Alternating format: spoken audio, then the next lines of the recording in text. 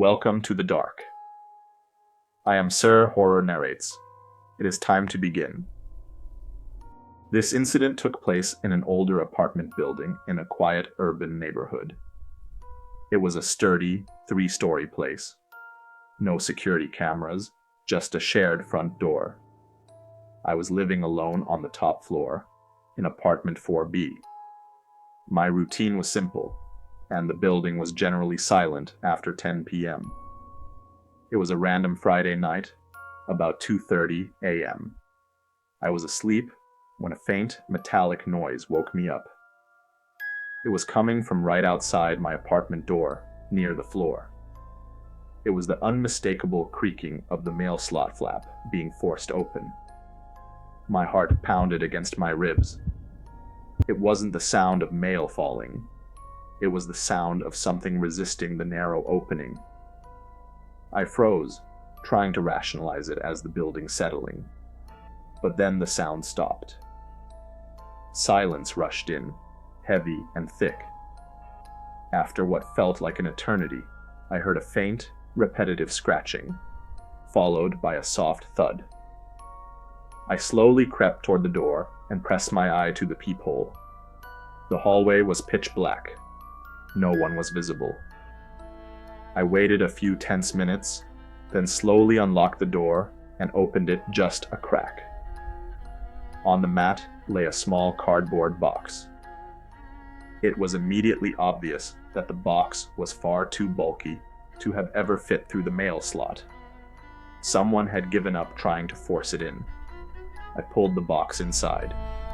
It was light.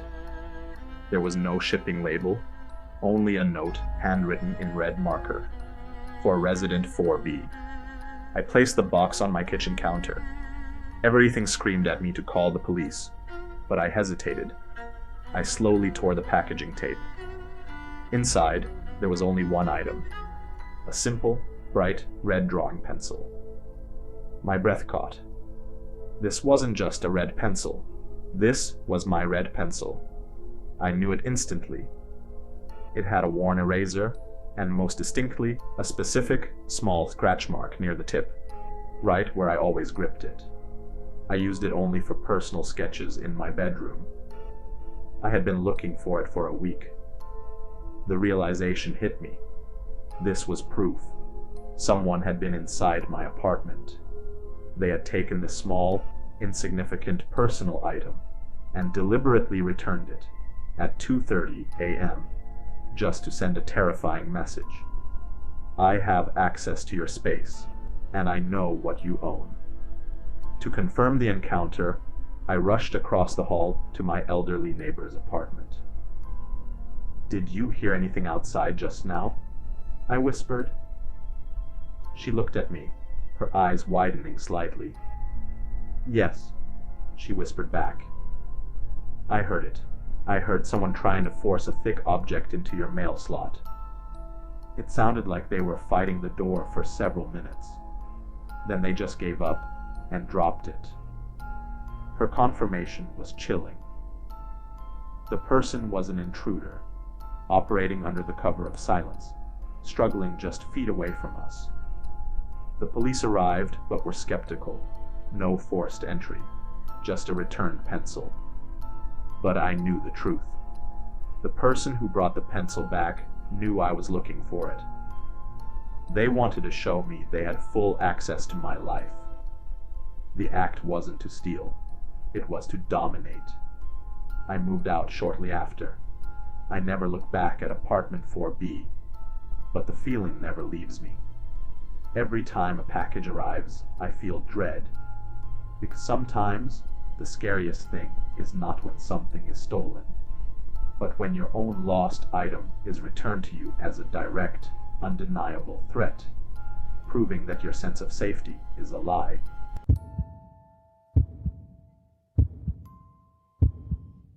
I was living alone on the top floor of a typical 4-story apartment complex. The building had standard security features, but the main lobby door often didn't lock properly, a minor risk I had grown used to. The incident happened early Saturday morning, around 4:20 a.m. I was in my living room, battling a rough bout of insomnia. I had the TV on, watching a film at a very low volume, trying to wait for daylight. I had forgotten to engage the deadbolt on my apartment door. Suddenly, over the faint dialogue, I heard a short, sharp, metallic creak. It wasn't the sound of the old building settling. It was the sound of my door handle being slowly depressed and the latch being silently manipulated. My heart pounded. I immediately muted the TV. I was fully awake. I heard it. 2 slow, deliberate footsteps on the carpet of the hallway inside my apartment. Someone was already in. Adrenaline paralyzed me. I couldn't scream. I had to disappear immediately. I crept backward toward the bedroom, which was just off the living area. I quickly retreated, but I didn't shut the door completely. Instead, I left it slightly ajar and squeezed myself behind the large wooden dresser in the corner. My phone was on the nightstand, out of reach. I heard the footsteps pick up pace. They were moving quickly down the main hallway toward the living room. Then, they stopped right outside my bedroom door. At that moment, from behind the dresser, I saw them. A pair of feet silently stepping into the room through the slightly open doorway. The intruder moved directly into the center of the room. They weren't looking toward my hiding spot. They were looking at the empty bed and the phone resting on the nightstand. They were confirming that I had just been there, despite the late hour. There was only 6 feet and a solid piece of furniture between us. I could clearly make out their dark silhouette against the faint light filtering in from the living room. My entire body was shaking, but instinct forced silence. Shouting meant an immediate, terrifying confrontation. After what felt like an eternity, about 20 tense seconds, the person slowly turned. Their steps retreated from the bedroom, and just as they had entered, they left the bedroom door wide open. I understood. They hadn't come to steal. They came to check if the owner was present and to deliver a silent psychological message. I remained frozen behind the dresser, holding my breath for over an hour. I was convinced they were lurking in the hallway, waiting for me to move. When I finally checked, the apartment was empty. The chilling detail was at the main door. The deadbolt was untouched, but the latch had not fully caught. They had carefully pulled the door almost shut, ensuring no visible sign of a break-in. I moved out shortly after. My biggest fear wasn't the break-in. It was the psychological terror of realizing that the intruder knew I was hiding, but chose to simply leave the door open as they walked away. It was a sign that the hunt wasn't over. It had merely been postponed.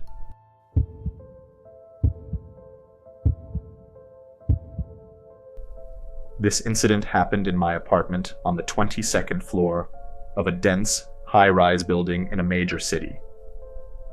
I lived alone, and my window offered a clear view of the entire cityscape, including a similar building directly across the street.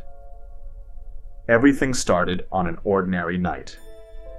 It was about 1:30 a.m., and I was working in my bedroom. I noticed one of the windows in the building opposite mine was usually completely dark. It was officially vacant. But on this night, a single light flickered on and off inside that dark window. I rubbed my eyes, dismissing it as a car light reflecting off the glass. A few minutes later, the light did it again. 3 times in the exact same rhythm. I stopped working and went to the window. It wasn't a car. The light looked like a small, powerful flashlight, and it was pointed directly at my apartment. I reasoned that nobody could see me up on the 22nd floor.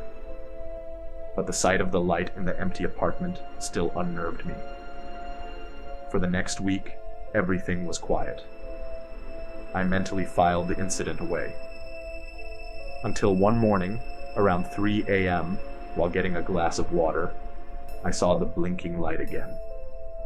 This time, I knew it wasn't a coincidence. I quickly returned to my bedroom, turned off all the lights, and peeked through a slit in the curtains. For 5 minutes, nothing happened. And then, from the upper right corner of the opposite window, the tip of the flashlight beam emerged from behind the curtain. Yes, someone was hiding behind the curtain. The flashlight turned on, but this time it didn't blink. It stayed on continuously. And then it began to tour the apartment, precisely mapping the layout of my apartment. Bedroom, living room, kitchen. The beam moved across each window, one by one. Whoever was holding it knew the exact structure of my home. I couldn't breathe. Suddenly, the light stopped at the living room window. It was pointed directly at my bedroom window. Despite the distance, I felt the eyes behind that light were fixed on my exact location. After a minute of terrifying silence, the light blinked twice. 2 short flashes. Shaking with fear, I instinctively flicked on my bedroom light. In that instant, the light in the opposite window snapped off. They were waiting for my reaction. I called the police, but they confirmed the unit was empty. I moved out shortly after. Months later, I recounted the story to a friend. He thought for a moment and said, "Alex, 2 short flashes in maritime signals. That means, are you watching me?" My blood ran cold. It wasn't just a random person with a flashlight. They were trying to communicate. They wanted me to know I was being watched.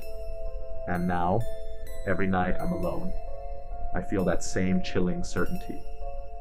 That somewhere, from some dark window, that person is watching me again.